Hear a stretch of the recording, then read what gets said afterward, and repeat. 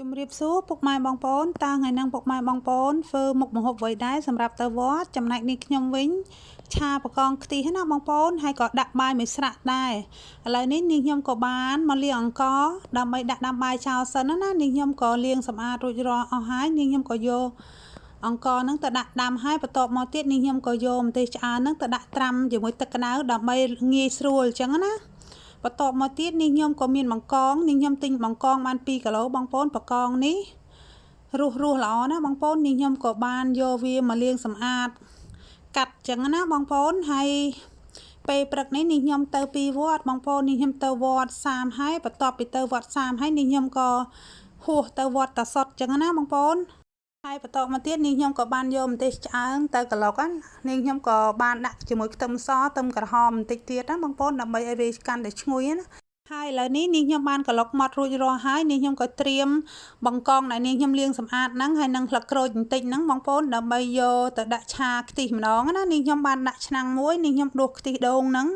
ដាក់រំងាស់តតែឡើងប្រេងណាហើយបន្តមកទៀតនាងខ្ញុំក៏ដួសប្រេងសណ្តែកហ្នឹងចាក់ចូលបន្តិចទៅហើយនាងខ្ញុំចាក់ជាមួយស្លឹកក្រូចហ្នឹងចូលដើម្បីវាឈ្ងុយអញ្ចឹងណាហើយក៏ចាក់ម្ទេសដែលនាងខ្ញុំបានក្លុកហ្នឹងនាងខ្ញុំចាក់រំលីងជាមួយគ្នាតែម្ដងហើយឡើងឈ្ងុយហ្មងណាបងប្អូនហើយបងប្អូនឆាតតែម្ទេសឆ្អើរហ្នឹងឡើងប្រេងណាបងប្អូនបានឆ្ងាញ់ហើយបន្តមកទៀតនាងខ្ញុំក៏ដាក់ជាមួយម្ទេសឆាដែលនាងខ្ញុំមានស្រាប់នាងខ្ញុំដួសម្ទេសឆាហ្នឹងដាក់កន្លះស្ព្រា2ដងអញ្ចឹងណាបងប្អូនហើយនាងខ្ញុំក៏ឆាឲ្យវាឡើងប្រេងឡើងឈ្ងុយអញ្ចឹងទៅមើលទៅរៀងខ្លោចបាតនាងខ្ញុំក៏ស្រោចទឹកចូលបន្តិចណាកុំឲ្យវាខ្លោចបាតឆ្នាំងណាហើយក៏ឆាកូ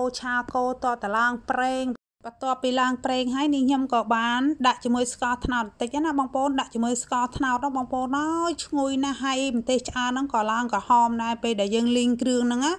វាចេញពណ៌បានស្អាតហ្មងណាបងប្អូនហើយនាងខ្ញុំក៏ដាក់ជាមួយគ្រឿងទេសផ្សេងទៀតចឹងណាមានដូចជាប៊ីចេងម្សៅស៊ុបរ៉ូឌីទឹកត្រីហើយនាងខ្ញុំដាក់គ្រឿងក្រៅទាំងអស់ហ្នឹងចូលហើយនាងខ្ញុំក៏ឆាកូរឲ្យវាចូលជាតិ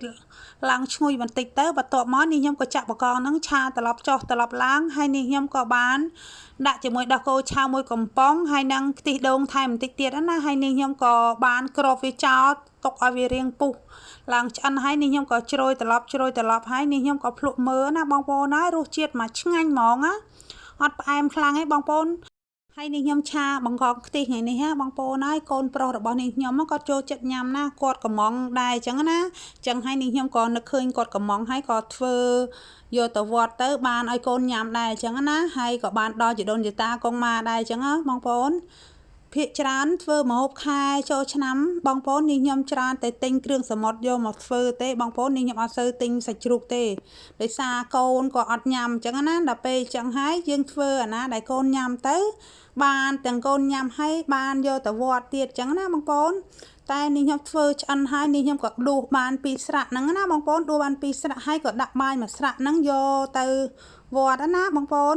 ហើយបងប្អូនមើលតំណងគួរឲ្យចង់ញ៉ាំអត់បង្កងទីរបស់នេះខ្ញុំឈ្ងុយណាស់បងប្អូនអើយឡើងភាយពេញផ្ទះហ្មងណាឆ្ងាញ់ណាស់បងប្អូនឡើងឈ្ងុយខ្ទិះហើយបើពុកម៉ែបងប្អូនពេញចិត្តនៅវីដេអូរបស់នាងខ្ញុំកុំភ្លេច follow page ដើម្បីទទួលបានវីដេអូថ្មីជារៀងរាល់ថ្ងៃណាហើយ